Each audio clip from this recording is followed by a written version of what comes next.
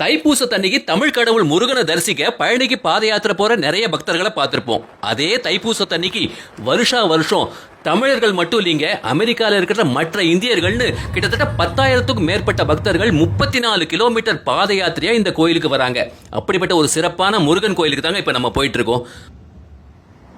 வந்தாச்சுங்க, கலிஃபோர்னியா கான்கார்டில் இருக்கிற சிவமுருகன் கோவில். ரோடை கிராஸ் பண்ணுவோம். அப்பா, 5 நிலை ராஜகோபுரம் கலர்ஃபுல்லாக இருக்குல்ல. போன வருஷம் 2025 தாங்க இந்த கோயிலோட கும்பாபிஷேகம் முடிஞ்சிருக்கு. என்னடா கோயிலோட கதவு மூடி இருக்கேன்னு பார்க்காதீங்க, நாம் திறந்துக்கிட்டு உள்ளே போக வேண்டியது தான். கோயிலோட முகப்பு வாயிலில் நுழைஞ்ச உடனே நமக்கு ஒரு பிரம்மாண்டம் தெரியுதுங்க. நல்ல ஹை சீலிங், வண்ண வண்ண விளக்குகள், சூப்பரான கிரானைட் ஃப்ளோரிங். வாங்க, முதல்ல முதற் கடவுள் விநாயகரை தரிசனம் செஞ்சுப்போம்.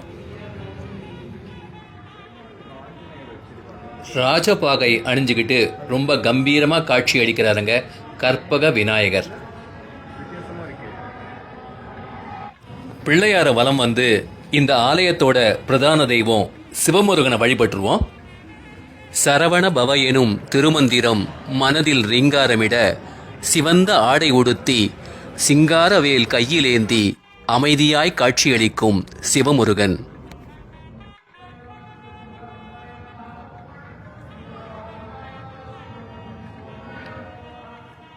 விநாயகருக்கு பக்கத்திலேயே அற்புதமான சுந்தரேஸ்வரர் சன்னதி.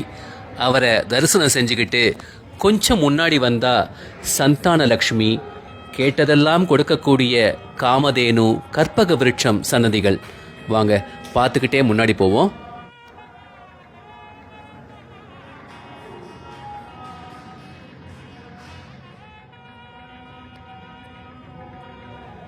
ஈசனை வணங்கிய கையோடு அன்னை மீனாட்சியின் மனம் குளிர் தரிசனம்.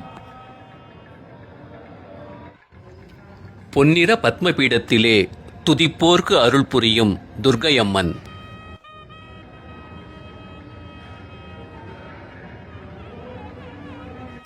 அறுபத்தி மூவரும் அணிவகுத்து நிற்கக்கூடிய அருமையான காட்சி.